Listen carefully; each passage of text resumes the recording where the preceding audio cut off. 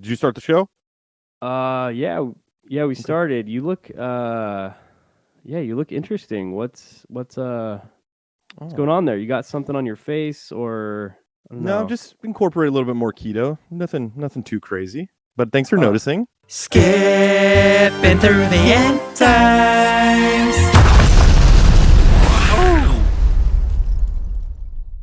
Hey, what's going on everybody? This is Chance and Penner's parking lot reviews and I got polka dots here behind me.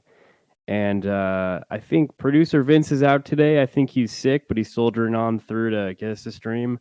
And I guess it's just me. I don't know. I thought Eli was going to join me, but it looks like I don't know. I don't know if he's going to make it. So maybe it's just me today. But I'm Dave, and I want to give you all the nice tidbits about, of course, Avatar 2 Way of Water is what we're talking about Oh. this week. Hey dude, Oh, sorry I'm there late. he is. Sorry I'm late. I had to do some stuff and it took me a little bit longer than I thought I was going to. But did you start the show? Yeah, we Okay. started. You look interesting. What's Oh. going on there? You got something on your face or I don't No, know. just incorporate a little bit more keto. Nothing too crazy. But thanks for Oh, noticing. That yeah, means a lot. it looks good on you then, man. You look healthy, I think. Thank you. Yeah, I've been inspired. We saw Way of Water last night, and man, those Navi, just the way they live their life off the land. I'm trying to incorporate that a little bit more.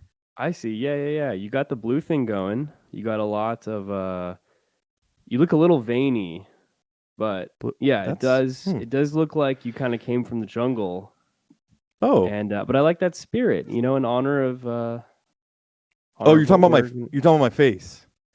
Yeah. Oh It's yeah, sorry. I saw a late show of Way of Water last night, and we did a little cosplaying at the theater to get Oh, excited, dude, and nice. I just thought I'd leave it on and for the spirit of the show Did include you it. do a old school midnight screening?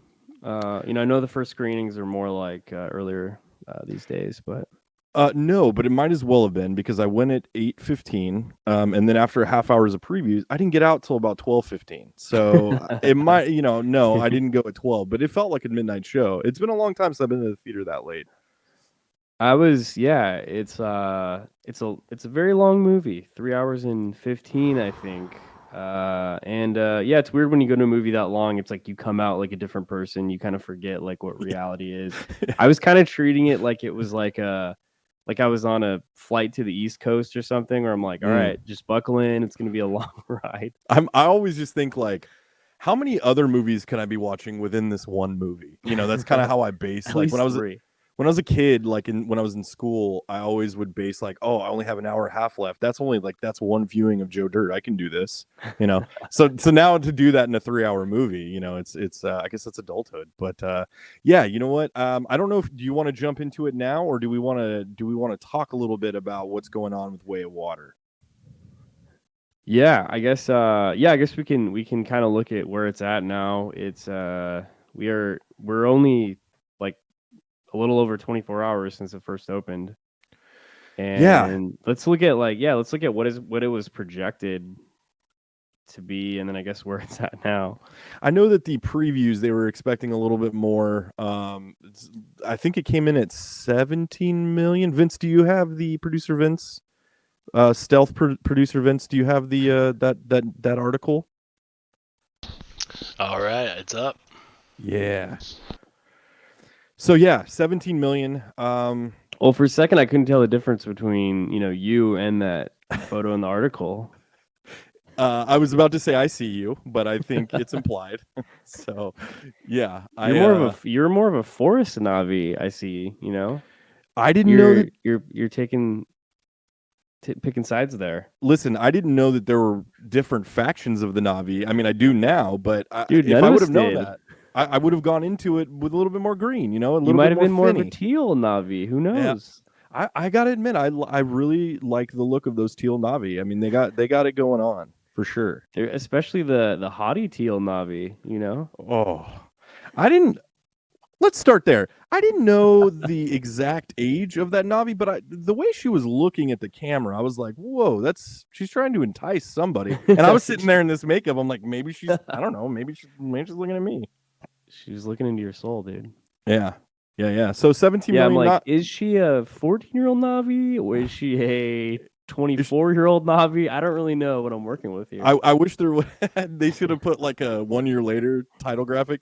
They should have put, this is how old the thing you're looking at is. Just so you know, you don't have to feel too creepy. Yeah, don't feel weird, even though you're probably got blue face paint on and you're watching. Don't feel weird. Movie. James Cameron expertly engineered their faces so that you would be physically attracted to them. So yeah, so 17 million. Anyway. I don't think what they were expecting for preview night. I think I think it compared to Guardians of the Galaxy Volume 2's preview night, which was really good for that movie. But this one, yeah, I think, when you got a $2 billion price tag that you have to hit, man, those preview nights are important. Do we know? I was wondering this too. Do we know the budget? James Cameron won't divulge the budget, but he did come out and say that he would need to make $2 billion to make the money back. So, yeah. So I don't know if that's the same math that The Rock uses on Black Adam to determine what the box office was. I was going to guess maybe like 700 million, but like, yeah, when you factor in the fact that like they were actually working on this for 6 or 7 years and just how massive the VFX teams were. That's so crazy, man. Yeah, and I thought, the VFX, I thought they were really good. I thought that they really did make a jump in this one, maybe more so than I even really noticed in the first one.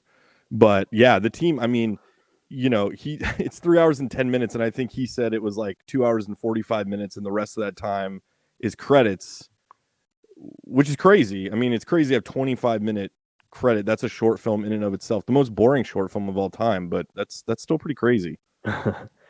Well, so I guess so it's underachieving, but I saw somewhere that it was like doing really well in I mean, I know like China's going to be like the rest of the world in general is going to be like the main audience, and that was the case for the first one too, especially China, I think. And I think it's doing pretty well there, so at least in the first day.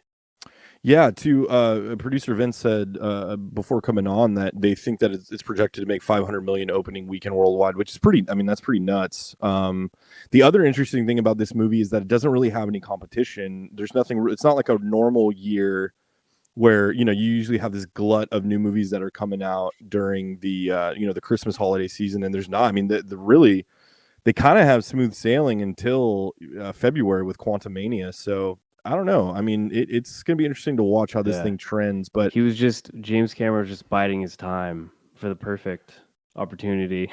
Seriously, I mean, I thought about that because I was like, did they sit down and map out like, oh, we're going to have a lull here?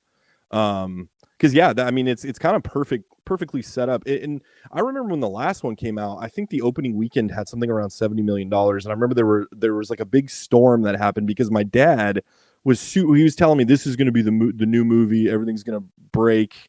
It's going to break records, all this stuff. So I remember opening weekend, I gave him crap because I was like, 70 million? Come on. Like, how many other movies have done better? You saw just standard definition, right? Yes.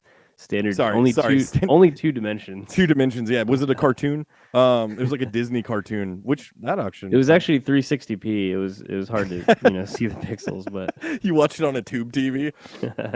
Yeah. So but dude, every time those wide shots or the action shots where they're flying or fighting or underwater, they up the frame rate. Did you have that? Oh, really? Dude, they upped it to 60 frames per second, and it was the most distracting. It felt like it was in fast motion, and I was like, dude, I wish I would have seen it in regular non 3D. Oh, like for real, they actually did that? Yeah, they did that. And it was just for the 3D. I think so. I mean, that's what I was asking because it just stuck out like a sore thumb. And one of the interviews I saw with James Cameron, I think it was with Brandon Davis with comicbook.com, but he was saying, he goes, yeah, the 60 frames isn't for everybody, and it's really utilized only for 3D but I just, man, it looked like everything. It's like, on a TV and you turn it on the HDR mode and everything Yeah. has this unnatural, uncanny valley of movement. That's the way this movie felt. So I was not a fan of Whoa. that. And it negates a lot of the cinematography too, which is totally super annoying. It negated the cinematography, negated like some of these like action sequences that were really, really, really cool. Like I thought they were really, really cool, but it just like it took me out of the movie so much. I'm super surprised that James Cameron would like be like decide to do that. And I don't think any other movie has done that. I think they did it for The Hobbit. I think Peter Jackson did it for The Hobbit. Oh yeah, but I think the Brady. whole thing was in 60 FPS or something, right? There's like a Yeah. certain it was Yeah. like certain theaters or something like that did it. But it was just, man, it was so it every time it like I was just like, oh man, it bummed me out. But yeah, I guess should we just get into it? Yeah, sure. I'm anticipating. I don't know anything about. So we'll start. What I want to say. Oh, I just want to say real Yeah. quick that we were talking how well it's doing. I wish we had a live just update of Ticker? James Cameron's face. Oh, dude. Just purely on his face, real time, and you could just see his reactions, and he's just doing nothing but looking at how well it's doing. He's just refreshing. It's just him refreshing, like just constantly. Deadline He's or just Hollywood Reporter. He's just like, just the same way he's looking at the journalists that try to ask him stupid questions. How many assistants of James Cameron got verbally abused last night when the numbers came out for the preview? At least 4, dude. At least 4. Dude, it's crazy. I keep seeing myself in the camera and I'm like, whoa, there's a Na'vi in my room, but it's just me. Well, it's crazy. I feel like I'm talking to a Na'vi, dude, and it's like I feel this is like the true 3D or maybe 4D experience. And you then go and talk about the movie with a Na'vi, and it's very meta. I assure you also that this Na'vi is only in 30 frames per second. So it's not distracting and it's not jarring. But yeah, that would be great. I mean, just to see it is a little jarring, but just to see James Cameron like disappointed, I think would be a hilarious movie in and of itself. Yeah. So okay. What did you think overall? Yeah. So so I actually enjoyed it. Same. I enjoyed it, dude, and like part of me is a little bummed out that I enjoyed it a lot because I really wanted to root for it to do shitty. Right. Because I wanted to see the look on James Cameron's face. But if I can't see his face, then yeah, I'm actually like I actually enjoyed it. I didn't really think that there was any point that like I had some things with it that like I wasn't a super fan of, but like yeah, I mean I thought it was pretty natural. It wasn't like try hard really. I mean it's crazy. Like I mean the biggest thing that like you and I have made fun of from the first one is just how it just beats you over the head with like these are the bad guys, and they're like get some blah blah blah like the whole time. Ooh-ah. Like that's like super, some of that is definitely still there. And like the biggest thing for me that I was like, oh no, is when obviously like the reveal of spoilers ahead, clones, dude. And clones, dude. They're all clones. Like, I almost text you, dude, because the minute that was like revealed that they're clones, and it's like, okay, the Colonel character is being brought back. Yeah. Once again, they found a way to revive him. I was like, oh no, what are we doing? I like almost text you, but yeah, but I actually ended up liking that element. I was gonna say because I don't know, it made everything so much more nuanced than like the first one was, like where they were just beating you over the head in the first one of like these are the bad guys, bro, get some. And by the way, we did still get some line in there. Oh yeah, we did. And I was like, hell yeah. But yeah, we got some. we did get some. But I thought it was pretty I thought it was kind of awesome though, because it made him like, it did make him a Na'vi, and it kind of made like changed his thinking and made him a little bit more of a nuanced character. Yeah, for sure. And I think that added element of him being one thing I don't think that they were super clear on was what was going on necessarily with Sigourney Weaver's character. Again, I really liked that character. Yeah. And I thought it was really cool the way they did it. And that was something that we talked about on the last episode was, let's see how she comes back because she died in the last one. But I thought that the way they did it, but it took me a while to figure out that that's what was going on, and I didn't realize that the thing is that she was impregnated by another Navi, which I don't think we ever got an answer on to who that was. No. But so I'm guessing that is going to play out, which I'm So totally fine with. But yeah, so she is still alive in the capsule avatar thing, or she's yeah, dead. I think I she's guess she's dead. alive, right? I think the same thing they did with Jake Sully, which was they took Jake Sully's human dead body and put it into his avatar to live. Oh, I right. don't. That part of it is a little bit unclear, and I don't think that they were very clear on it. I don't think they were super clear. As the movie played out, it was more. It was more obvious of what was going on with Spider and the Quidditch. What's his name? It's not Quidditch. It's Quaritch. But I thought, yeah, I was really surprised by that, man, because I was expecting once I saw did you know Kate Winslet was in the movie? No, not until I looked it up and I was like, Yeah, wait, what?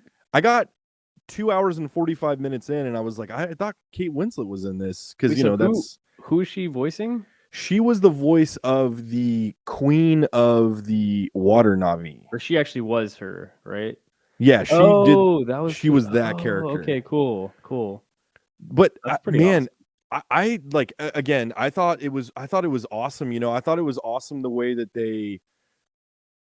Number one, I don't have a lot of love for the first Avatar, so I didn't go into this being like, man, I hope they branch the world out. But in that way, it felt a little like Aliens. The way, that's what I love about Yeah. Aliens is the way he took the concept of the first movie, which is pretty straightforward. It's like they're trapped on a ship and this alien's attacking. Great, easy enough. But then what James Cameron managed to do was really expand on the whole world that this thing came from. And I thought that's why I love Aliens so much. I just thought it was so awesome. And something that I felt like was really lacking in the first Avatar, which was they built up the world really nicely, but I didn't really understand it. In this one, once I realized, and I knew nothing about this movie, which definitely benefited, but once I realized oh, there's different factions of, Na'vi, I just thought that was really cool. And that was There's not Haughty something. Teal Navi. Dude, there's I never knew that. Hottie fast swimmer Navi. There's, but I thought even the montage and the way that he showed them adapting to that world, I thought was really well done. And wasn't like this is a montage. They're learning fast. It was like you got to see all of the, it was basically them coming in and challenging this system. And we spent it spent a ton of time just not even worried about plot, just being like, we're here just in this corner of the world, and they're just exploring the ocean and they're just learning new things about it and focusing on social dynamics of them versus these new Navi that are wary of them and their political, they're trying to deal with themselves. Jake Sully is worried about hey, are they going to be able to fit in with them? Because if they're not, then they might not be able to survive. And it spends an hour on just that, which I thought was pretty awesome actually, because it makes you for sort of I just lost sight of how long the movie was. Yeah. And really was just okay, I was immersed in it. I was okay, I'm not going to worry about oh no, something good's happened. That means, according to story structure, in 5 minutes, something bad's gonna happen. I lost sight of that. I was just okay, let's go. What's happening now? Okay, this is cool. This is beautiful. This is oh cool. There's whale tortoises. Yeah. I don't know. I enjoyed that aspect of it. Yeah, one thing that stuck out to me, there was that scene where they're running away from the sky people, and the way he shot it was head on, and they're coming at the camera, and all just these bullets are going past. I don't know. It felt like when I was in the theater, and I don't think it was in because 60 FPS. Yeah, I don't think it was because of 3D. I think it was just exactly what you said. You start the movie, you watch it, and then you get kind of wrapped up into it, and it's compelling because the characters are compelling in a way that they weren't in the first one. It might be. I just feel like he built upon that first movie, and took 13 years to really, I think, smooth out some of the parts of the first movie that just didn't work. I thought the performances of all the actors were really good. It was Yeah. really well directed.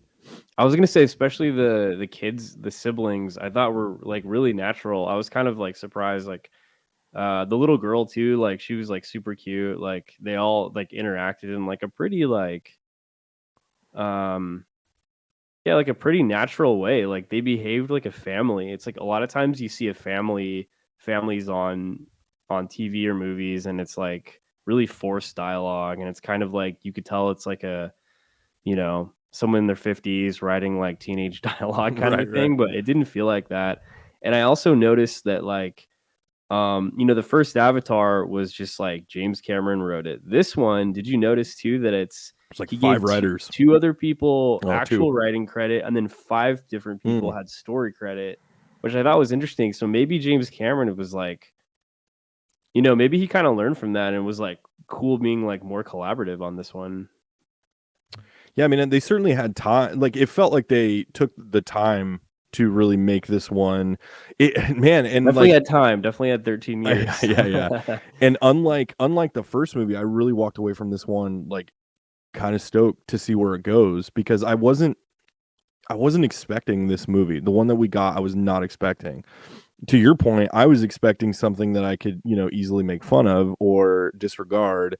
And it really wasn't, man. It really was kind of the stuff that they build the first one to be. I feel like this one was more akin to the way that the first one was marketed and, in terms of like visuals and yeah. I mean, Yeah, it I'm makes me wish we got this one, 9 years ago or something. yeah. Because then it would have been really like a consistent franchise. But I don't know. Maybe it would have been not as good if that happened. So Yeah. Yeah, but I just man, all that stuff, and it's like it made me also go like, where the desert Navi? Do those exist? What do the desert Navi look like? What like how are they? yeah, there's a funny tweet from I think he was one of the creators of or the writer of Avatar: The Last Airbender. Yeah, He had some hilarious tweets. Maybe Vince can pull them up. But like it was like he was like, well, when we first started this in 2009 or 2006 or something, they made us change our name because there was this movie Avatar that was like the James Cameron already like took the rights to, so we had to change it to Avatar: The Last Airbender. And then it was like again like and then this time again he was like, uh now it's The Way of Water, which is like exactly what they were doing with The Last Airbender. So he said something like, if the third one's called Attack of the Fire People, then we revolt. But then they it like sue. could be that though. Like it could be like Mm.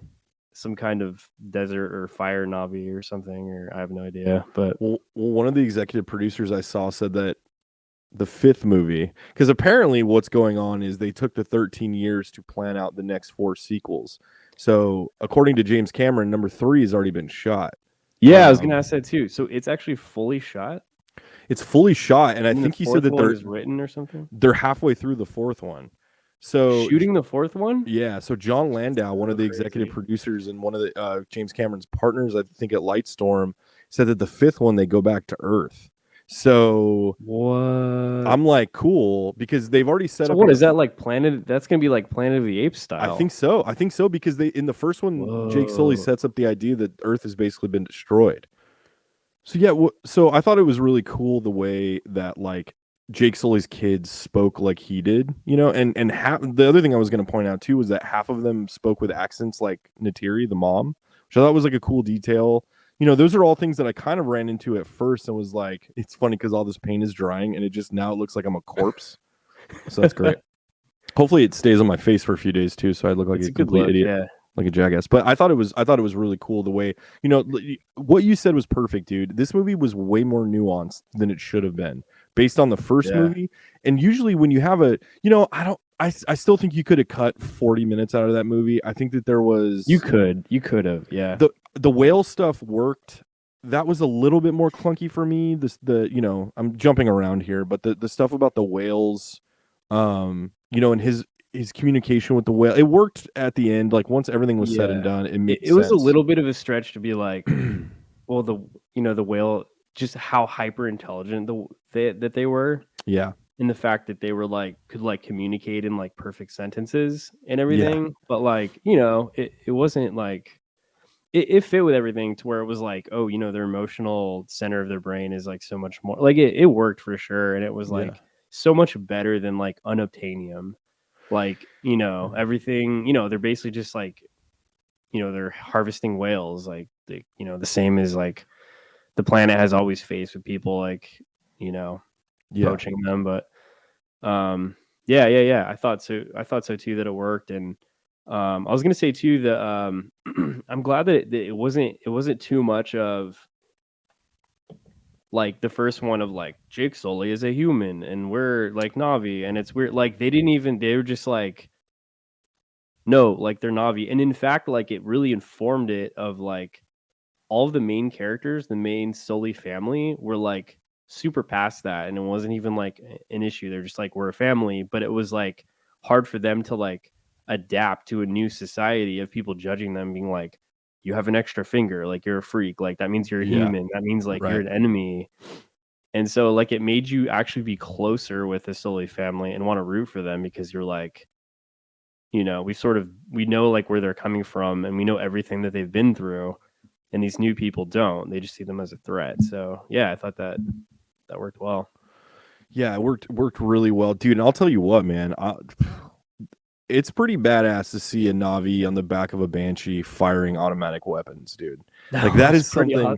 I was gonna say that was another thing that made him different is that she used nothing but a bow, which was cool because she's like, you know, a real Navi, and he was like perfectly fine being like, I gotta, you know.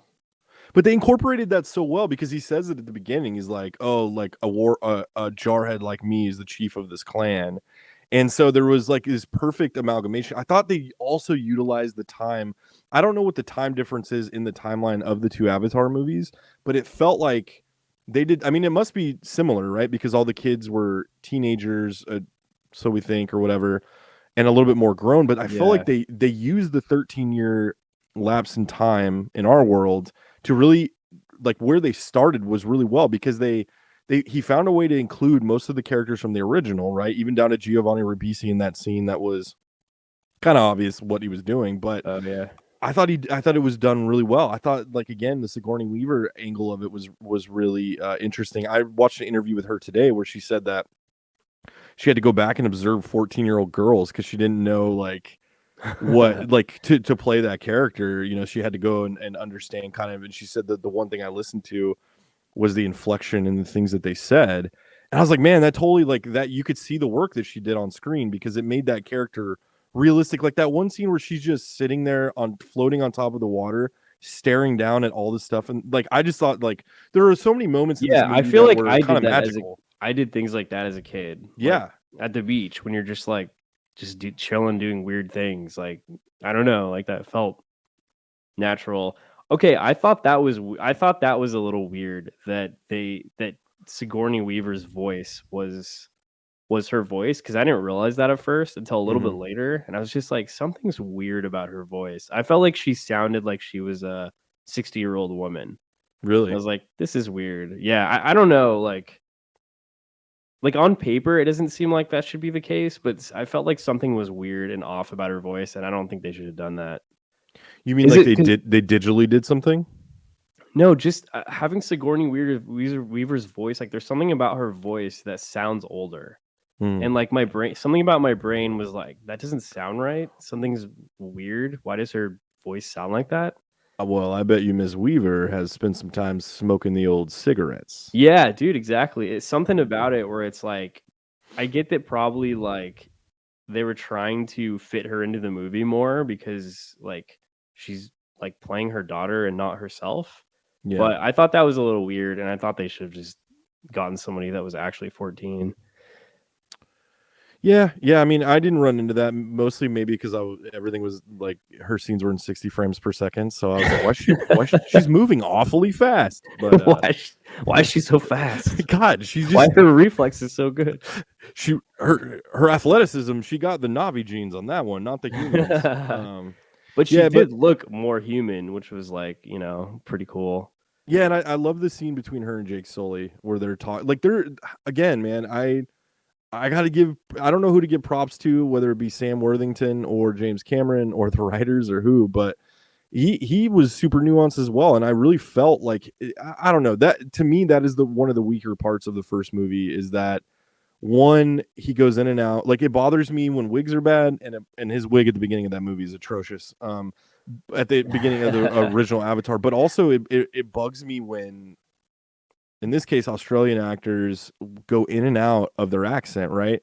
And so that first movie, he Yeah. just the whole movie, he's like one scene he's Australian, the next he's trying to be like I don't know, like New York dude.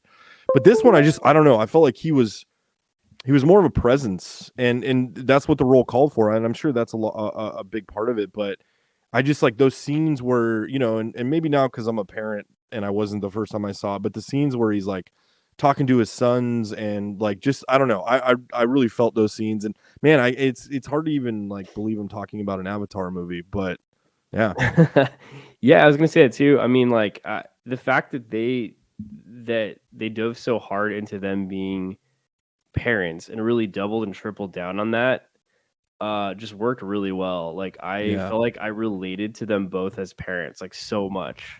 Like them just being it's obvious like they don't have all the little conversations they would have as husband and wife to basically be like, I have no idea what I'm doing. Like to be like really definitive in front of your kids, be like, no, you do this, blah blah blah, blah. And then the kids leave and they're like, why did you do that? They're like, I don't know. yeah, Like we're figuring it out. Like I don't know. I really like the like fragility of that, and I feel like that rang close to home. And the fact that their family really was like a family of freaks, like in multiple ways. yeah. Like one of them is Navi Jesus apparently, and like weird. One of them is like some of them look more human. Like one of them literally is a human that's like pseudo adopted. Like um yeah, and they're just like we'll make it work and. Dude, I love those wide shots when they're walking on the vines, like they're crossing over on the vines, and it was a shot from the first movie too. But I just love those shots are so majestic, Which one?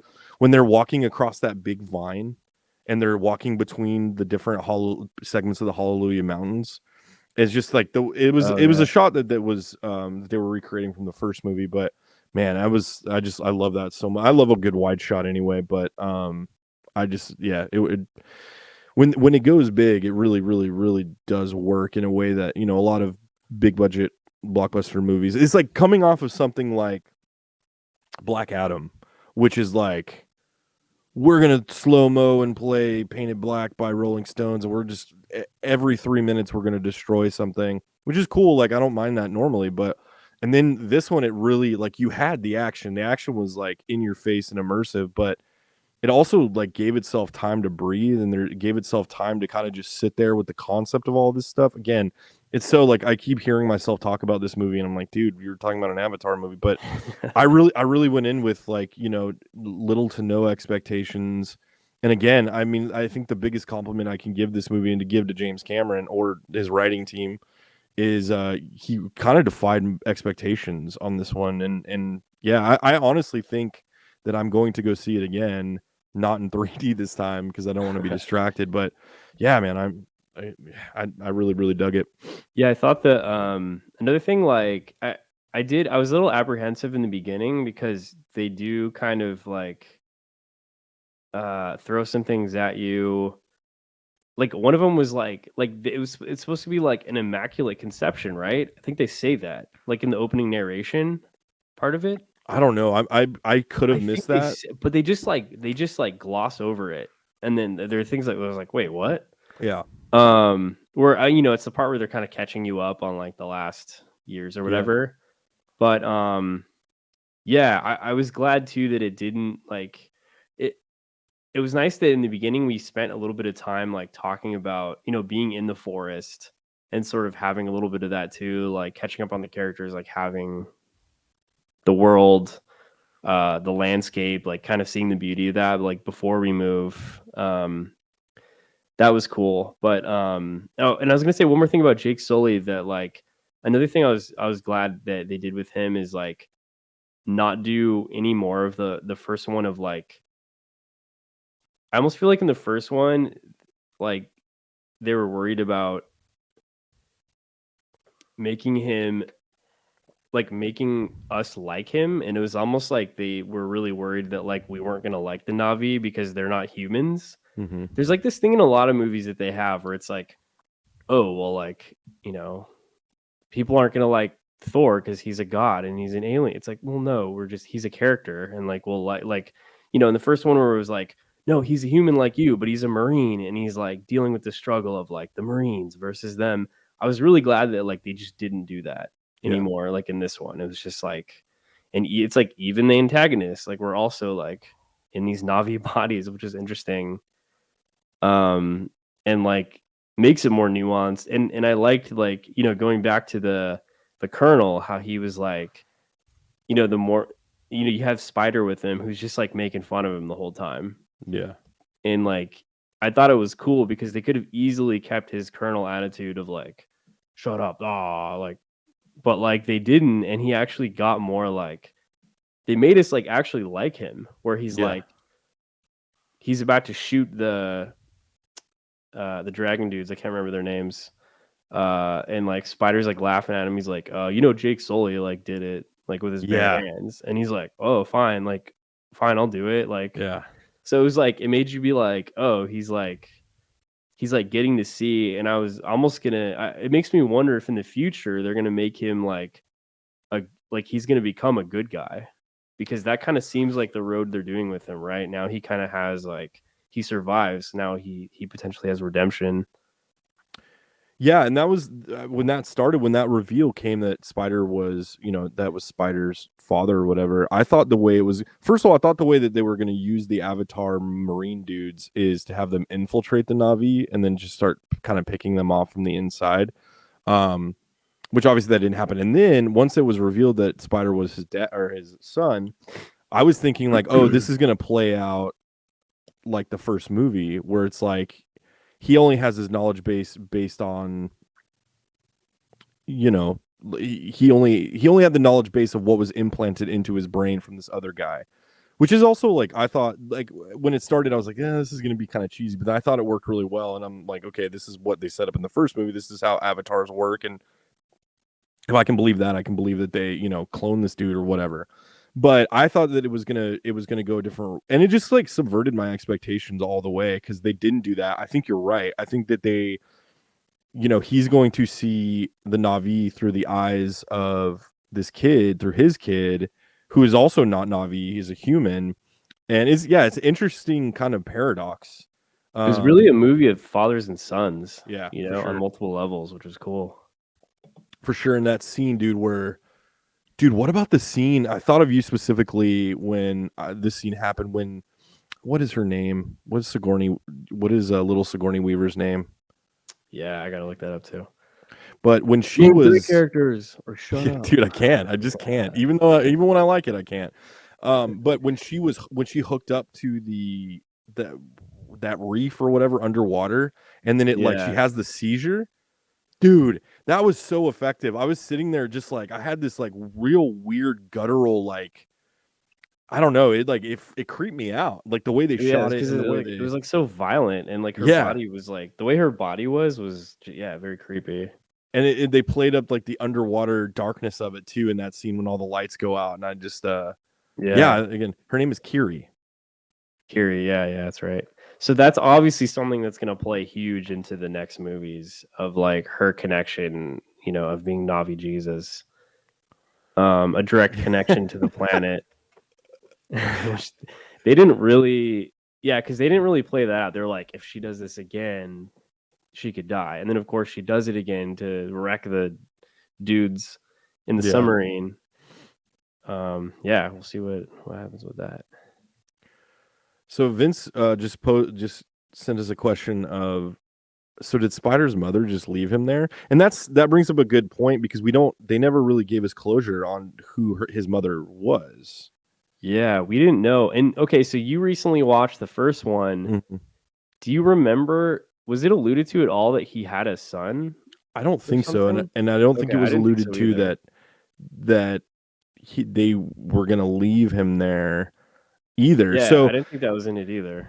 So that it must. I mean, the implication must be that those storylines are going to kind of evolve over the next 3 movies. But that was weird. And that Yeah. was something that wasn't super clear on either at the beginning of why he was left there. But then, later he says to him they can't put a baby in cryo, and I was like, that's kind of silly. Then I was thinking about it. I was like, that'd be kind of that would be a weird situation if that happened, if people went off world and were, put in cryo sleep and then you had a newborn baby. So I think the mother is going to be an important piece for the later movies. Yeah.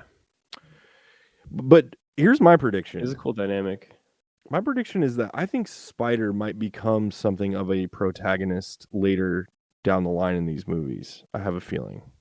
Maybe I'm wrong, but I think that there's like kind of a juxtaposition between, not juxtaposition, there's a parallel between him and Jake Sully that I hope they don't go the expected route on, because he's a human that was accepted by the Na'vi and Spider is the same, Except it's like, it's different because it's like they treat him as like,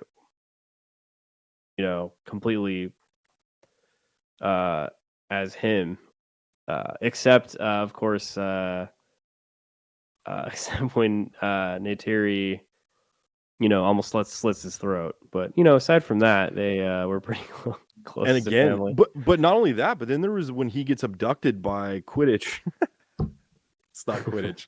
That's the Harry Potter game, but we'll go with that. But when he takes Spider and Jake Sully's basically like, sorry, you're on your own. Like, you're a strong boy. And Kiri's like, well, no, we got to go back and get him. And Jake Sully's like, no, and takes his kids and literally goes off world. When that first happened, I was like, that's a kind of a coward move. And like, they've been setting up this guy's a hero and the chief of this tribe and all this stuff. But I mean, then as the movie played out, it made more sense. But I wonder if there's not a divide between Spider, because I kind of took it as like Spider sees himself as part of this family, but I didn't necessarily get the idea that Neytiri and Jake Sully kind of felt the same. I don't know. Well, it seemed like, because that's interesting, because it's kind of like what makes a family, right? Because he's like just this pseudo adopted kid, which, and it seemed like they have like the tightest bond ever. But when it's like kind of like, but like when shit hits the fan and they had to literally decide between him and their own kids, it's like they chose their kids. Yeah.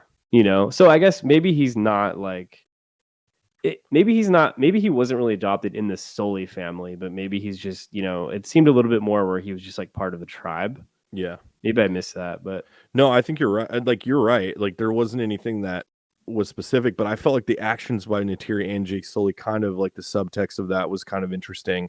And because like Kiri and Spider were kind of kindred spirits, because both of them were essentially adopted into this tribe. They're both like the most freaks, like of all of them, like in different ways. Yeah, for sure. But I love the unabashed like loyalty, because then of course like Spider chooses, like he's like, son, come with me. Yeah. He's like, F off, and just runs in water. So this is my Empire Strikes Back. I also love the end, the scene where Quidditch is basically telling him like, it doesn't matter where you go, I'm gonna hunt you down, I'm gonna try to kill you. And then Jake Sully goes, well, let's get it then. And then I was like, oh, all right. He's like, oh, you're right. All right. Because the way I saw this going, knowing that there's 3 more movies after this, I'm like, okay, this is gonna end in a cliffhanger. This is gonna be an Empire Strikes Back, and it wasn't. It was its own movie. Like, if they never made another sequel, like, and they shouldn't. They did the water thing like to its absolute utmost. Like, we got everything. We got more than everything. So just like play it out. Like, let's see it. That's why I don't feel like he's gonna be the clone of the Colonel is gonna be an enemy anymore, because really that would just be like retreading the same territory at this point. Yeah. Man. And speaking of that, like, I thought Neytiri was like, dude, she had some crazy scenes. Like, she had some like her mother mama bear energy was like off the charts, dude, and it was like awesome. Like, there's a specific moment where like Spider's like hiding and sees her just like getting all like raging, and he's like, oh my gosh. Yeah. And he gets scared, dude.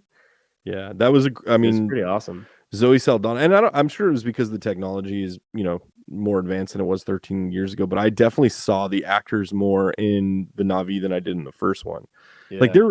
towards the end of the movie, it felt almost like Sam Worthington was just like had blue makeup on. Like I think it was in some of those scenes that were a little bit darker. But man, yeah, that was really cool. Like Yeah. all the underwater stuff was like I just kept thinking back of the interview with James Cameron where he's like, "Yeah, I can enjoy Aquaman, but it's shit because you can't it's not realistic." And then I was like watching this, I was like, "Damn, okay, well." Yeah, I mean it's true because he too, like most movies don't in those scenes, like they don't actually shoot it underwater because it's like super expensive and really time consuming to shoot underwater, and like no actor ever wants to do that.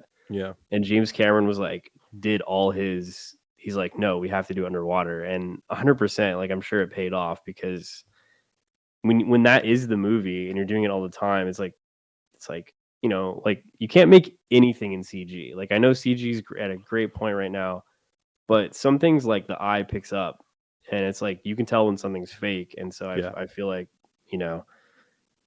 him going that extra mile like seems like it paid off. Did you run into that at all in this movie? Did you run into it, like Uncanny Valley? Like in what way? Well, in like for as much as the first one was touted as like this is a visual spectacular like you've never seen before, but like in watching it, there were still moments that felt like I was watching a video game. Yeah, And exactly. this one I didn't, man. In this one, it just felt like I was watching, real Yeah, people. I feel like their faces, especially, it's still not perfect. Like I definitely, yeah, I mean, it looked great. It definitely wasn't perfect. I mean, for all of James Cameron's hating on Thanos, I was like, kind of on the par of Thanos. I thought like Thanos looked pretty good, unless you're comparing it to like the one at the after credits of the first Guardians, which clearly didn't look as good. It But might have been the only thing that James Cameron has actually seen with Thanos in it, because Thanos to me yeah, I Thanos really is think so. seamless. And I would honestly put money on the fact that James Cameron's never watched a Marvel movie from start to finish, like I a think single you're one. right. He's probably walked in the room when his granddaughter was watching it and watched one scene, and then wanted to tell everybody to get off his lawn. Yeah, for Uh, sure. But the first one too, I agree. I mean, like we were like, pretty young when the first one came out. But I definitely felt like that too. I mean, it looked like a game at the time. I mean, it almost looked like I was playing like World of Warcraft or something, where I'm like, yeah, like it's cool, but it looks animated. Like it looks like an animated movie. Whereas like this kind of like was animated in the sense that like there wasn't very many people that were just human except a couple. But it looked awesome. And I'm sure water and things that are wet are like harder to recreate. So I mean that adds kind of another level to it too. Dude, we haven't talked about Carmela Sopranos in the movie, which I didn't. I was stoked. Yeah, it was she was like underused. She was the general, the one that the Captain Quidditch was talking to in the lab. She was the one that kind of set everything to motion. And I was thinking, what I was thinking was that okay, they're gonna make Quidditch they're gonna have him change because he's gonna see the Na'vi through the eyes of a spider, and then she's gonna become the big bad. And they just didn't they didn't really do much with her other than that sounds connect like her something to that they would be saving, because it makes sense. Like when in this one, it really did follow the structure of a second movie. Yeah. Out of a trilogy, because this one was really like it was like epic in its own scale, but you could also tell that it was holding back the larger thing. Like really, this one wasn't about like send all the forces. It was like, okay, send a little strike team in to try to assassinate Jake Sully. So I feel like maybe that is something that they're, maybe they'll bring her more into the later ones. And it's like the other thing is like what the hell's going on Earth, where they're like preemptively cloning these guys and taking all their memories and like basically their consciousness and putting it into these avatars. Like what's going on out there? And like because you can clone a Navi from a human doesn't mean you should.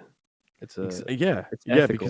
because especially ones with like marine, PTSD and stuff. That just doesn't sound like it's gonna. I look like I'm sick now, dude. I look like I'm like just fully diseased. You look like you kind of look like you're really angry, and there's like veins popping out of your. I'm like, I enjoyed it more than I thought I would. I'm like, whoa, okay, dude. All right, look, let's just Sorry. end this. It's fine. You look like I feel, dude. Just go. Yeah, I look like how producer Vince feels right now. Vince was saying that he was watching it, and his fever broke like at the end of the movie. And Vince so did he's just like in chills, like being like. I just ran out of there Harlem shaking, dude. People were like, And "Oh, this movie must be amazing." And other people were looking at it going like, either it's amazing or terrible. I don't know, but it changed that man's life. Vince, what did you think overall of the movie? I much like you guys, I went into it just ready to talk so much shit, and I loved it. I thought it was way better than it was gonna be. I thought that they did a really good job at kind of building the bond of that family, and it did feel like a family. The way that the mom and dad reacted to everything, and just kind of, I don't know, man. I thought it was great. And Dave, that scene where Spider sees the mom freak out, I thought was so cool to see, because the fear that he had seeing her just freak out, dude, it felt so real. Which is funny because it's just a blue. It's like when you're a kid cat. and you see like your parent go to like next level. Yeah. Like, Yeah. Yeah, I did very much so like it more than I thought I was going to. Did you see it in 3D or no? No, I did not. Okay. I mentioned before the theater I went to isn't the best, so like the sound was kind of off, and the file was like glitching. The movie was glitching, which was kind of funny. Yeah. Yeah, dude, the movie theater I go horrible. to is not Dude, the best, dude. If James Cameron They finds have out about 12-year-olds that, working it. They it's really that do. theater's ass, dude. Their ass is grass. Seriously. If Cameron hears that his Oh, movie dude. was not presented in pristine 18 channel, I don't even know if that's good. I was telling Paige I was laughing because I went to go get a drink before the movie started, and the concession stand people just ignored me, and they were like teenage kids just sitting there talking, but this nerdy kid was talking to the manager asking if he could eat the expired chicken wings or whatever, and then he just turned and looked at me as well, they're bussing. I started laughing so hard, dude. They're bussing, dude. Dude, when I Oh got my to the God. theater, I sat down in my seat. I got a drink, and I looked at the girls like, "Do you want a medium or a large drink?" I'm like, "Well, it's a 3-hour movie, so I'll go large." So I go get my drink, everything. I sit down in my chair, and there's two guys sitting next to me. The guy directly next to me has like a frosty cold beer to the point of where I can see the condensation. So I know he just got it. They get up and leave. He leaves his beer there, and instantly I'm like, "Damn it! I wish he took his beer with him, because now for some reason I'm going to be responsible for this beer. I'm the only one like close in proximity to it, or like I wish he would have taken the beer or been like, "Hey, dude, I'm going to go for a second. Can you look after my beer?" Because I'd be like, "Yeah, cool. I'll put it in my cup holder." So then they get up and leave. Right, leave the beer. Two other guys come and sit down, and the guy looks at me like, "Is this your beer?" I was like, "No." And he goes, "Okay." So he takes it out. I said, "There's two other guys sitting here. Just to give you the full context. There's two other guys sitting here, and that was his beer."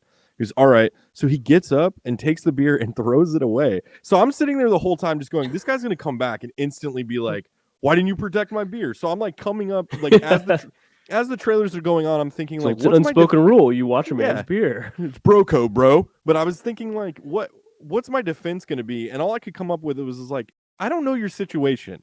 Don't leave a beer around me and expect me to protect it if, you're going to come right back. So that was my... Dude, you guys both had like Seinfeld episodes happening Yeah. while you were watching a movie. I just had a normal movie going experience. Yeah.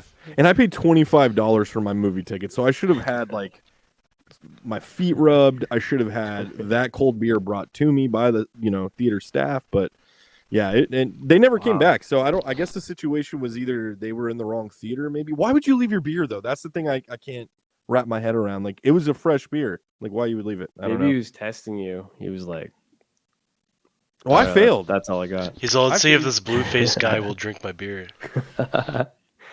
Yeah. He's Yeah, I don't maybe it want to was the sit next blue-faced. to no blue-faced guys. I picked it up. I'm like, oh, is this a blue moon? Just using puns, blue puns. You're the just whole making time. It was blue great. puns? So that's not even how the Navi talk. You're just saying a weird voice. I'm all, I see you. Just in the bathroom stall, taking a pee, just looking at everybody hissing at him. It's great. I It's was empowering. laughing when it was like, the line where they first get there to the sea people, and she's like getting pissed, and he's like, I apologize for my wife. It's been a long trip. Like for her emotions or whatever. It was funny. Yeah. Yeah, that was She's like, don't apologize for me. I love too the like when that guy comes back, when the the sky people show up and they take that kid, what was it, captive, or no, they killed somebody, didn't they kill, anyway, finally they're being affected by the forest Navis, like sky people coming after them. And just the tonal shift of that chief of that tribe, where he goes from like, I don't know about this, and then he's just like pissed off at Jake Sully, just staring at him from outside his little hut. That was they that burned was all awesome, man. I thought that was another area where there's a lot of nuance with, apparently Kate Winslet and whoever played that tribe guy was also awesome. I thought because they had to tread this line, like you could tell they were good people.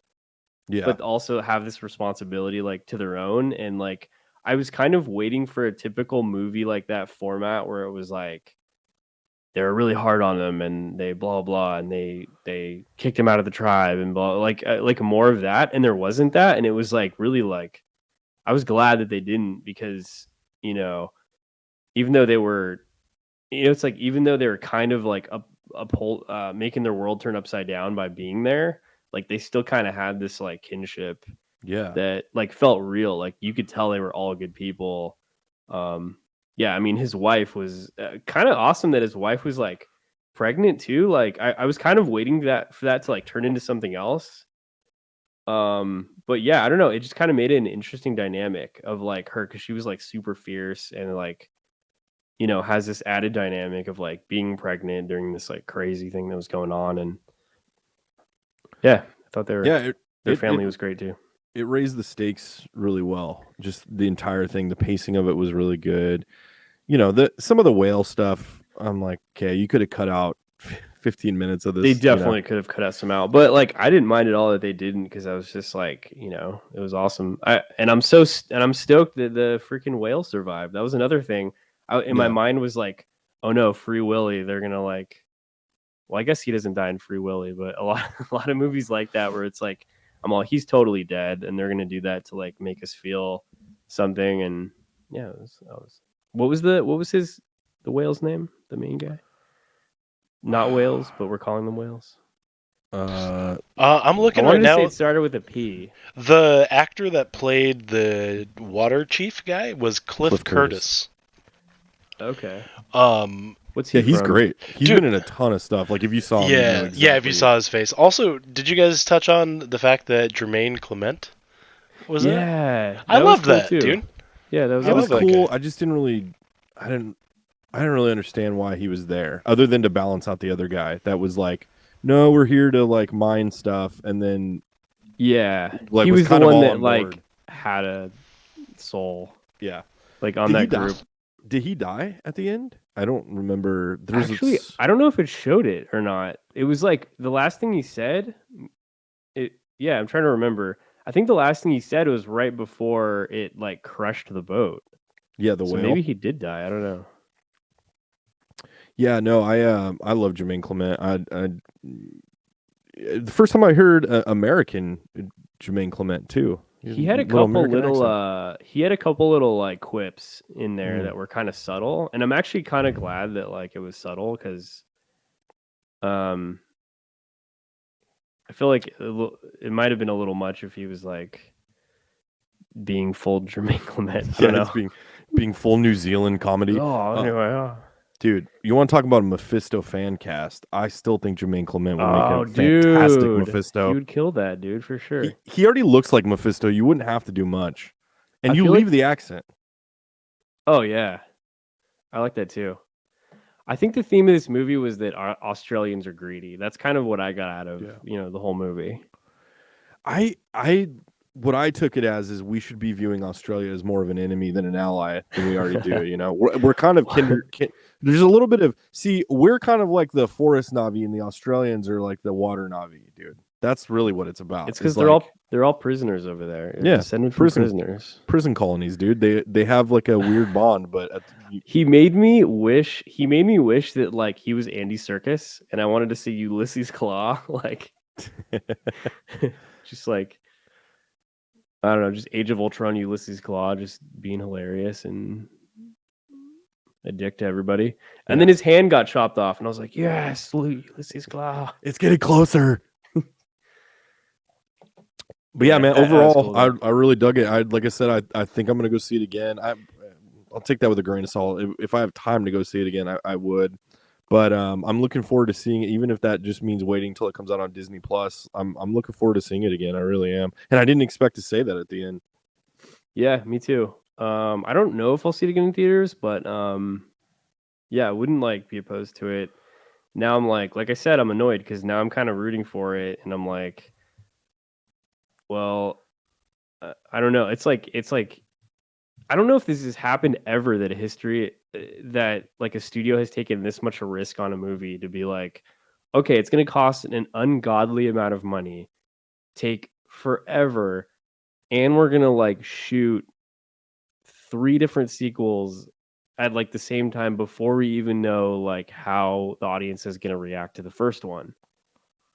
Dude, It's and like not crazy. Like not only that, but they're not like, it's also not a movie where it's like you have Black Panther come out and then you're inundated with all the toys and merchandise. I was at Walmart to get my Navi face paint, and there's no Avatar like merchandise at all. So I mean, I'm sure there is, but it's not the same. Like, it's not a movie where they're gonna make a bunch of money off the toy. It's not like Star Wars where you can make a crappy Star Wars movie and people are still going to buy, all the toys on Force Friday before the movie even comes out. But I wonder that if angle it makes me wonder if it's a James Cameron thing if he doesn't allow toys until a certain period, because maybe like I'm totally making that up, but it makes sense. Like it's something I always thought about where like almost every single spoiler like you hear about from like blockbuster movies gets spoiled by toys, and it's the stupidest thing ever. It's like, oh, there's a Namor Lego that came out. That means he's in the movie. And it's like the worst. Like, it's always like toys that ruin everything. So maybe I could see Cameron being like, no, that won't happen on my watch. Dude, there's even an issue with like the Lego video games. Or just video games in general, a lot of the time they are produced and put out before the movies happen. And people get pissed because the whole like storyline is already given out for the movie, just based off of the games. And people are like, what? It's like the toy of the blah, blah, blah happened. Oh, that means that's a plot point in the movie. Yeah. Same with novelizations, which is great because there's a lot of stuff in novelizations that isn't in the movie. So it just like misleads people. But I remember when Star Wars came out, my teacher was a massive, the Star Wars prequels came out. My teacher was a massive Star Wars fan to the point of where like literally my parents let me take the day off and go see Star Wars with her and a couple other people. My parents were there too. It wasn't like a weird thing, but it was only 20% weird. She bought the novelization before it came out, and then I remember talking to her after. She's like, yeah, there's a bunch of scenes that weren't in it from the book. I'm like, okay. Now as an adult, I'm like, oh yeah. Dude, that's so funny. Of course. She's all, well, the book was better. Of course. Yeah. It's like, it's based on the movie. Darth Vader wasn't in this one. I'm like, Darth Vader was in the novelization? She's always missing the whole chapter on Jar Jar's family. There's so much the whole chapter? There's like a 38-page chapter of just that's so funny because that's almost like makes it like whoever is writing the novelization is like trying to get back at the whoever made the movie, like the screenplay. Yeah. Like he's all, well, I didn't think these 2 characters were fleshed out, so I added some chapters to them. It's like she's like, I took it upon myself to add on to the Star Wars universe. It's all canon now. It's all Jar Jar is completely redeemed by this chapter. Jar Jar is a Jedi. In fact, they call him Jar Jar Jedi. Jedi Jar Jar. Jar Jar even sometimes. Sometimes his close friends call him Jar Jar.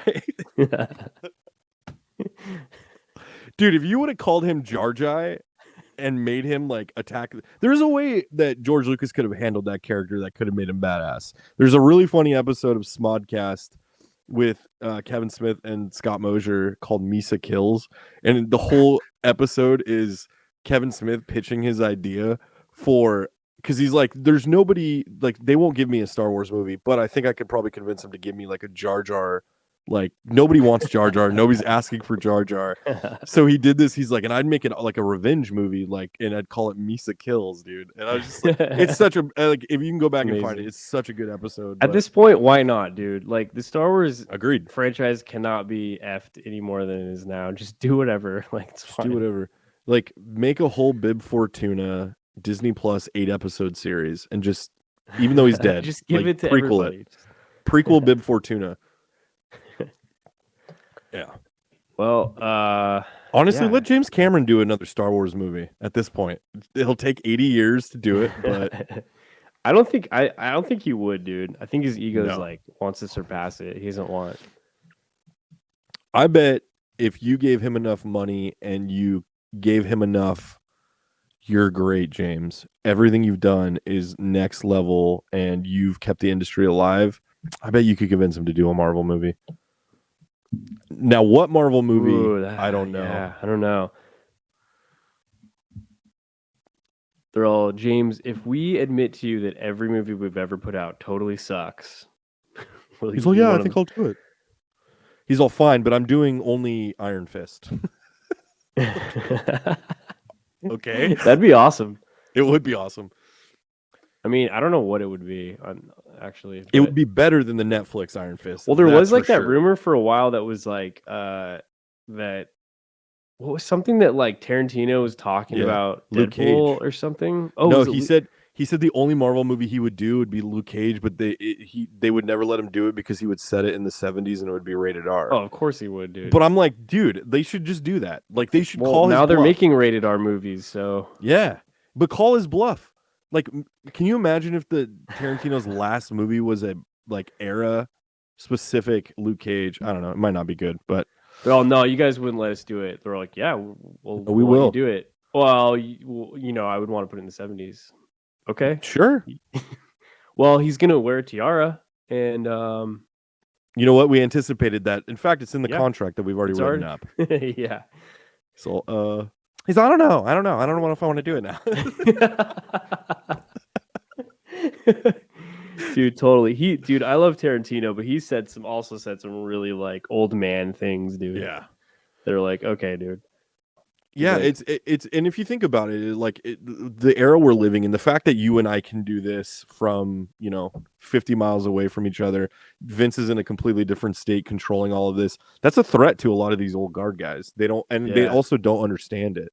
They used to have, they're used to being the gatekeepers that are like, I'm like, really? You want to live in that world though? Where like, he's like, well, with Marvel movies, they don't even know a lot of the actors. They just see the character. I'm like, how is that a bad thing? You want to go back to the like old time Hollywood where there was like 7 actors that were like owned by the studios? Like who would ever want that?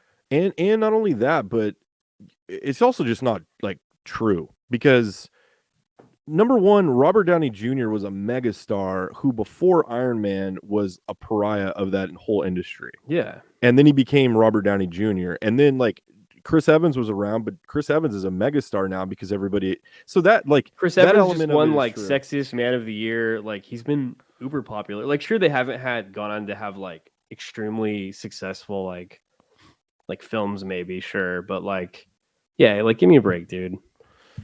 Yeah, I just think These were all like nobodies before Marvel found them. I mean, in Yeah. RDJ's case, his career wasn't completely reinvented. But Yeah, but I mean, everybody was elevated. Even Scarlett Johansson, who was pretty big star yeah. before all that. But I mean, you become associated with those characters. In one area, he is right. Captain America is a much bigger, cultural thing than Chris Evans is. But that means you succeeded in your movie. Like, But it's that's also- because of you and how many people loved it. But it's That's a also good like thing. mutually beneficial to everybody involved because you're going to be a star. If you're talking about these later Phase 4 movies that, I don't see the Shang-Chi guy being Shang-Chi, sorry. I don't see him being talked about a lot. So I don't think it has much to do with like there's no movie stars. I think that like the pool of movie stars these days aren't what they used to be. I think there's a reason why people go and see Top Gun Maverick for, it's number one for 12 weeks or whatever it was. It wasn't 12 weeks, but it was up there. But it's because people want to go see Tom Cruise, who's a movie star. Like everybody knew what that movie was going to be. Which is more of the old thing. You go to see every Tom Cruise movie. Like you Yeah. said last time, you go to see Tom Hanks movies. Like that's Yeah. cool. Like people can see whatever they want. But is that necessarily always a good thing? Like you want to have everything just like taken up by the same people over and over in every movie? Yeah. Anyway, that was a tangent. I really just wanted to hear you do more Tarantino impression. Look, I'm done. Okay, I said I'd do it, but dude, Sure, I went to people El can see whatever Coyote. they want. It's fine. I mean, I'm not going to tell them what to do, but I just At first I didn't think that you were going to offer me the job, but now that you did, I don't think I can commit to it. That's a terrible Tarantino, dude. I thought the tiara would scare you away, but here we are. So Look, I didn't think you'd let me put James Brown exclusively in the soundtrack, but now that you have, I don't think I can do it. That's more. There we go. Give me some time on it. I'll find some. I'll find my Tarantino. It's pretty good, dude. It's just you have to sound like you're on cocaine constantly. I took Sarah to go see Book of Mormon a couple weeks ago, last week actually, Nice. which is amazing. If you have the opportunity to go see it, I'm not talking to you, Dave, because I know you've seen it. I mean, I saw it 10 years ago and Yeah. wanted to talk to you about it and had to wait 10 years, but that's fine. I was driving on the way home and I was like telling Sarah like, oh, that was awesome. That was so Trey Parker. Like you just feel Trey Parker in that. And I was like, I'm like saying things that 10 years ago would have been relevant and new. And it's just like, but yeah, that was great. But we ate at, I'm sure it's just as good though. we ate at El Coyote before. So I was just, my head was on a swivel the whole time. And I was like, maybe Tarantino will come in here, man. Maybe, but no dice, but it was cool. But yeah, yeah, I think overall, I think what this industry needs to get away from, they need to get away from just reproducing the same old stuff. I mean, obviously that's Roger talk. That's like obvious, but I think what you're seeing is like, with the exceptions of stuff like Top Gun Maverick, and the reason that was successful is because they made good on what they promised people in that trailer. I didn't watch Top Gun Maverick and go like, oh my god, this is. I mean, it's pretty tropey. You know where it's going. You know what's going to happen. I thought the third act was the best part, and the way that they kind of wrote themselves into a corner, and how they got out of it was pretty cool. But it's like you got to stop. You got to make stuff that people want to see. You got to make stuff that people can't anticipate what it's going to be. It's like you can look at Marvel movies now and go, I know what this is going to be. You can look at Black Adam. Black Adam is just a carbon copy, with some different mechanisms, but is a carbon copy of the stuff that came before it, and is even informed by the not successful stuff that came before it. So I think this stuff, like, even though I don't buy into James Cameron, I don't buy into the PhD Cameron. I'm a scientist, not a director. I think whatever the dude has to tell himself, I can't deny that this movie was really good, and I can't deny that the last 13 years I felt like they made good on it. For all the jokes, all the well, it's been 13 years. Like this movie felt like they took those 13 years and really amplified this whole world and these characters. And I hope it does make money. I'm sorry to break it to you, Dave, but I hope it does make money, because I hope think this too, and I also hope Cameron just closes his mouth sometimes. I just hope he relaxes, dude. Because I want to root for this movie, but he makes it really hard to. Like I hope James Cameron can sit down with a drink and just a pack of Marlboro Reds, dude, and just is like, look, all this stuff is BS. All right, all I really want to do is be at the bottom of the ocean looking at fish. And I make movies to support that. Like, good job. Other people make good movies too. Just relax. And stop putting your name on Terminator movies. Like, just that's a franchise that's dead. You gotta let it be dead. Yeah. Stop trying to convince us that this is the true sequel to T2. It's not. There's no that doesn't exist. Yeah, speaking of movies that like are different. I mean, I was talking to you about Barbarian that I saw the night before I went to see Avatar 2. So in my head, I'm just like, and it like blew my mind. And I was just like, how awesome of a movie, and like how fresh and nothing I saw coming. So like going into Avatar 2 the next day, I was like, dude, good luck Avatar 2. Cause like I have this like fresh in my mind. But I mean, yeah, it must've been good to, What if we watch it again now with our expectations so high and we're just like, God, what did we watch the first time? Maybe it's terrible. Maybe it's like the first one where like the first there's like a 3-month period that a spell is cast over the world, and everyone just thinks they like it, and then you It's just like come out of it later, and you're like, why was that even good? It's like a new relationship, It's like, God, everything's going great. I have no complaints. And then 3 months later, you're like, 60 frames per second. I don't know. The signs were there. It was awful. She always burns my scrambled eggs. And I'm not saying that women are in the kitchen. I'm just saying, like, you end up making eggs for people when you're in a relationship. So I hope James Cameron can do that for me. But yeah, I'm looking forward to it, man. And I don't think there's much coming out after this. Yeah, I don't know. I'm continuing my massive list of like movies of the past that I haven't seen yet. So I'm gonna keep doing that, I guess. Yeah. But we can come on and talk about those too. All right. Well, here's a question I had for you guys. Would you rather have a dolphin stingray as your mount, as your pet, or what were the other ones? Like a crocodile mosquito or firefly, or what were the other? The sea people had like a crocodile thing. Yeah, remember. the warriors. It's kind of like a yeah, serpent thing Yeah, that was like a jet It was like an ski. underwater banshee. I think I'd rather take one of those whales, dude. I mean, if you have the I whale, mean, that's OP. You can't have that one then. Dang it. I mean, the guy basically had a relationship with the whale. He had a little crush on the whale. There was some longing going on. The way they were looking at each other. Yeah, they were looking at each other in the eye. When you saw very him longingly. through the creature's eyes, it was kind of cool, I guess. Yeah, it had like That's that yellow interesting. tint to it. Yeah, it was like orange. Yeah, I would say the warrior mount was pretty cool. I'm gonna go stingray, dude. It's just so cool. It's just so cool, and we know because of Steve Irwin how effective they are. Oh. God. Still too soon, dude. Hey, if anybody can get mad at a guy with a blue face, come at me. I'd love to. I'd love to have a conversation. You put blue in your face and come talk, dude. Yeah, dude. I've been making it's so funny because I keep making these what I think are serious points, and then I look up at the camera and see that I look like this, and I'm just like, oh, it's gonna be great to go back and watch because I look like an idiot. When you hit really passionate, serious moments. I'm all man. The fatherly moments were insane. It makes me think about raising children myself. I can do a better job. I'm just putting on face paint as I'm doing it. I did appreciate that James Cameron saved the most epic shot for his name to come up as directed by James Cameron.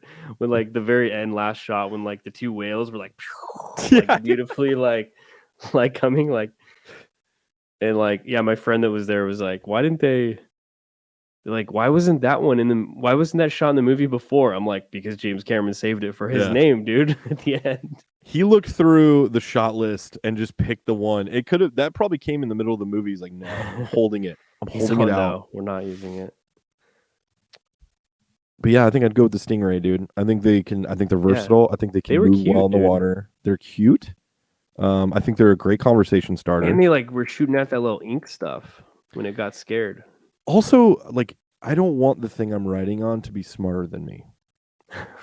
You know what I mean? Like, I don't want the thing I'm riding on to have a higher EQ than I do, because that is going to lead to some IQ, some problems. No, I mean EQ. They made a point of talking about his EQ? emotional. Oh, the emotional. That's right. They made a point. They talked about how emotional. Or maybe it was freaking EQ, whales like were. equalizer, like on an audio level. Like he had good balance with his. He's like, yeah, I think you should just think it out and sleep on it. That was my dad joke. Dude, maybe there's a spinoff series where it's just like people like that are sitting in a psychiatrist's office and they're talking to one of those whales.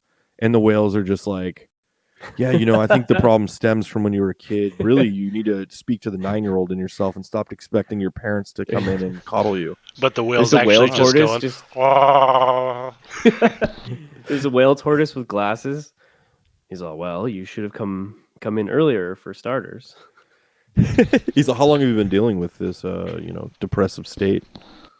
Jeez, I don't know. Since I came in here and started talking to you, I guess. Yeah, good stuff, man. I guess that's all I got, man. I mean, I was very sad when the pregnant or the mother whale was killed. Was there an end credit scene? No way, James Cameron's doing an end credit scene, right? Because that's giving in to the Marvel. I'm sure, dude. Yeah, I didn't stick around through the whole thing. I didn't either. At 12 Well, o'clock, the credits are gonna be 8 minutes. I'm like, I'm out, dude. I'm out of here. I'm gonna go make sure to not get robbed on the way out to my car. Yeah, I dug it. Stoked that we all dug it so that we can talk about it openly and we don't have to hide it in the closet anymore. But yeah, no, I man, it was cool. I'm glad we have this mechanism to kind of force us to go. It's like awkward at the Thanksgiving table, at the Christmas table. Like you don't know who liked it and who is gonna talk shit about it. So you have to like kind of wade in and be like, what did you think of it? And see what they say first, and then what you have to do is you have to inject like things from the movie into just casual Christmas conversation. You know what I mean? Where it's like, boy, I don't know where this is going, but I don't know. It's funny because I tried to segue into a joke about something, recalling something from the movie, but I don't have the knowledge base for it. I'm also Natiri. That's all I got. So I guess our family here eating sticks together. Is this? You might say. Hey, Uncle Bob, I see you. Right? You just hiss at people. Hey, Mom. Right? Thanks for the ham, Mom. Huh? Oh, okay. You all hated it. It's like like how the White House puts out a like, here's the talking points you should be talking about with your family at Thanksgiving. Oh God. It's like that, but it's for Avatar. It's James Cameron puts it out. He's like, don't bring up Terminator. He's like, make sure to keep the conversation about Way of Water. He's like, use Titanic and segue that into Avatar Way of Water. That's why I put Kate Winslet into it. They're both about water. Or also, what's his other movie? His other movie about water. Abyss, dude. Abyss is pretty good. I liked Abyss. Dude, so Abyss is like cool. His third water movie. Abyss is kind of like, I see a lot of similarities, not necessarily in the movie, but like even then he bought out like an old nuclear reactor and filled it full of water, and then they used it as a sound stage. So the dude is just like he can't just go make a movie. He's got to like put the odds up against himself in order to make. I mean, did the same thing with Titanic. We need to build the Titanic. Well, like, you did this at build the Titanic. You shot this at a nuclear reactor? Did you make sure that it wasn't radiated still? Oh no, it was part of the working conditions. There's a soundstage right there that was built literally for what you're doing. Should we just use that, or it's state of the art? Robert Rodriguez over in Texas has his own. You can just go use that. It's like half the price. No, he'll let you come in. I want the and then before each take, he's like, "All right, we're here. We're in the water, and you're all being irradiated by nuclear waste. Okay, use it for the scene. Action." Just people bewildered. Like, so you're going to be long dead from irradiator waste. I'm still going to be working on the movie. Okay. He's all, look, your death is going to be, it's going to be tough. It's going to probably drag on for the amount of time it's going to take me to cut this movie. But some people would rather be dead than do the amount of work I'm about to do. Okay. Have you heard my story about Leonardo DiCaprio? Doing this. All right, man. Well, that's all I got on it too. I thought it was. I guess we milked it enough. What? Okay, let's give our rating. What would you give this out of 10? Man, I think I'd go like, I guess 8.5, something like that. Dude, I was gonna say 8. Yeah, 8. Yeah, I guess 8. I need that extra 2. I won't give it a full 10 because what is a full 10? I'm scared to give it a 10 to anything. Yeah, it's not a 10 because it's 3 hours and 15 minutes. Like that's why it's not really a 10 for me. Because I think you cut that movie down, and it's an even better movie. But yeah, I mean, it's definitely above average in a lot of ways, and a lot of things that are coming out. That could also be just the contrast of what's been coming out to this movie. Might be the reason it was so good. But yeah, 8. I think 8 for sure. Yeah. Vince, what are you still with us, Vince? Hey, I'm still here. I was going to say an 8. And completely based off of the time, dude. It was just too long. It was too long. You also had 103 degree fever. Yeah, I was also dying through it. Hey, go pee and shut up, huh? Just shut up, troll. Cool. All right, we all agree. That's an 8. That's wow.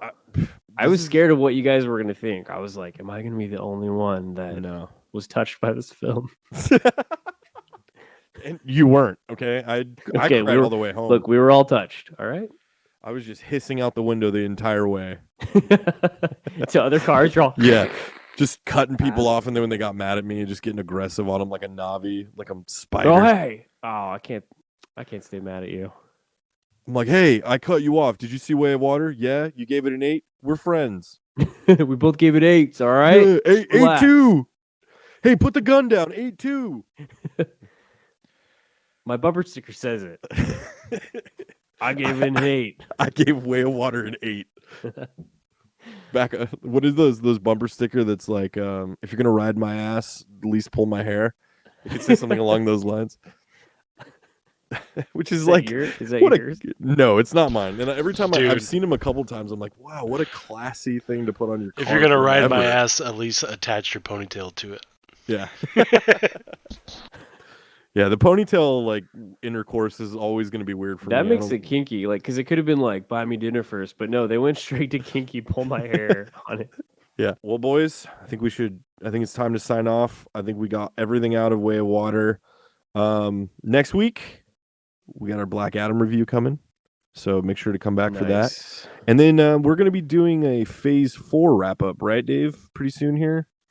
Yeah, we figured it'd be Phase 4? cool just to do, just to kind of, Phase 4 didn't really end in a climactic way, but, it's officially over. So, we can kind of see how we all felt about a more controversial Marvel phase. I'm looking forward to revisiting all that because there's been a lot that's happened, even though it doesn't really feel like there has been. So I'm looking forward to going through that. Black Widow, I think, was first, right? Yeah. It's been a while. It's been a bit. It's been a while. Cool. All right. Well, we'll see you guys back here next week. Thanks for joining us, and go support James Cameron. He needs the money. He is. He's a good guy, and he's misunderstood. I guess so. All right. Thanks, Vince. Feel better. See you guys. Bye. Skipping through the end times.